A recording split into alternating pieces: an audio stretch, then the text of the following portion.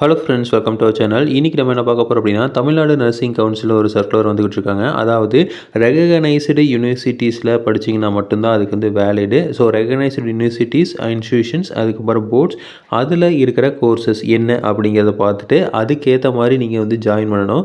அது இல்லாத ஒரு சர்டிஃபிகேஷன் கோர்ஸோ இல்லை வந்து இந்த மாதிரி கோர்ஸ் நடத்துகிறேன்னு சொல்லி யாரோ நடத்துனாங்க அப்படின்னா அதில் ஜாயின் பண்ணிங்க அப்படின்னா உங்களுக்கு வந்து ரெகனைஸ் வந்து பண்ண மாட்டாங்க.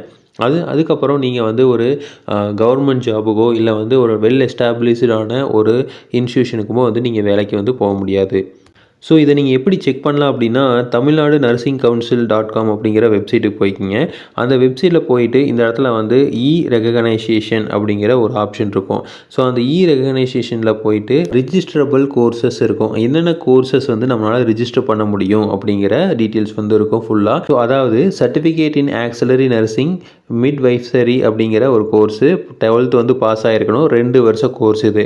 அதுக்கப்புறம் health visitor multipurpose health supervisor, இது வந்து பார்த்தீங்கன்னா லெவல் வந்து ஏஎன்எம் இல்லாட்டி எம்பிஹெச்பி பாஸ் வந்து ஆகிருக்கணும். 6 மாதம் கோர்ஸ். இந்த மாதிரி இப்போ diploma in general nursing midwifery அப்படிங்கிறது வந்து பார்த்தீங்கன்னா +2 40% சயின்ஸு இல்லை எனி குரூப் இருக்கலாம். எஸ்சி எஸ்டிக்கு 5% வந்து ரிலாக்ஸேஷன் இருக்குது. இது வந்து 3 வருஷ கோர்ஸ். இந்த மாதிரி பேசிக் பிஎஸ்சி நர்சிங் இது 4 வருஷ கோர்ஸ். இந்த மாதிரி இதில் போட்டிருக்க கோர்ஸ் எடுத்திங்கன்னா மட்டும்தான் வந்து நம்மளால் வந்து ரிஜிஸ்டர் பண்ண முடியும். அதாவது நர்சிங் கவுன்சிலில் வந்து நம்மளால் ரிஜிஸ்டர் வந்து பண்ண முடியும். ஸோ இதில் நம்ம எந்த இன்ஸ்டியூஷனில் படிக்கலாம் அப்படிங்கிறதுக்கு ரெகனைஸ்டு இன்ஸ்டியூஷன் அப்படிங்கிறத கிளிக் பண்ணிக்கிங்க. ஸோ அதில் வந்து ஹெச்வி, ஏஎன்எம், டிஜிஎன்எம் இது எல்லாமே இருக்கும். ஸோ இப்போ நான் பிஎஸ்சி நர்சிங் அப்படின்னு கொடுக்குறேன்.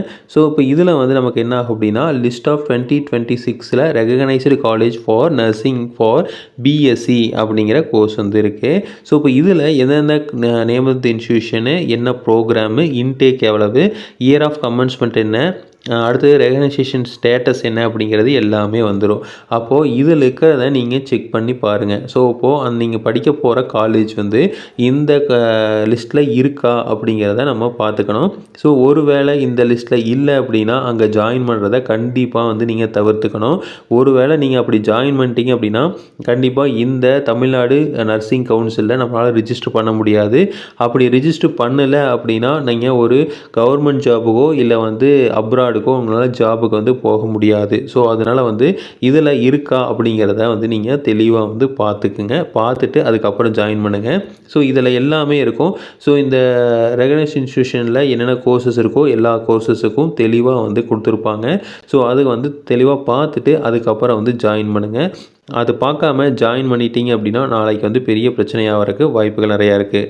ஸோ உங்களுக்கு நர்சிங் ப்ரோக்ராமோட கைட்லைன்ஸ் வேணும் அப்படின்னாலும் அதே வெப்சைட்டில் இருக்குது. ஸோ அதையும் வந்து நீங்கள் எடுத்து பார்த்துக்கலாம். இந்தியன் நர்சிங் கவுன்சில்லேருந்து நமக்கு வந்து ஒரு கைட்லைன் கொடுத்துருப்பாங்க. அந்த கைட்லைனையும் நீங்கள் வந்து படித்து பார்த்துக்கலாம். ஸோ மெயினாக வந்து இதில் இருக்கிற ரெகனைஸ்டு யூனிவர்சிட்டிஸா இல்லை வந்து இன்ஸ்டியூஷனான்னு பார்த்துட்டு அதுக்கப்புறம் வந்து ஜாயின் பண்ணுங்கள். ஸோ நம்ம வாட்டுக்கு ஒரு கோர்ஸில் ஜாயின் பண்ணி அது நாளைக்கு வேல்யூ இல்லை அப்படின்னா ரொம்ப வந்து பிரச்சனையாயிரும். ஸோ இதே மாதிரி இன்ஃபர்மேஷன் உங்களுக்கு தொடர்ந்து வேணும் அப்படின்னு எங்கள் சேனலை சப்ஸ்கிரைப் பண்ணுங்கள். தேங்க்யூ.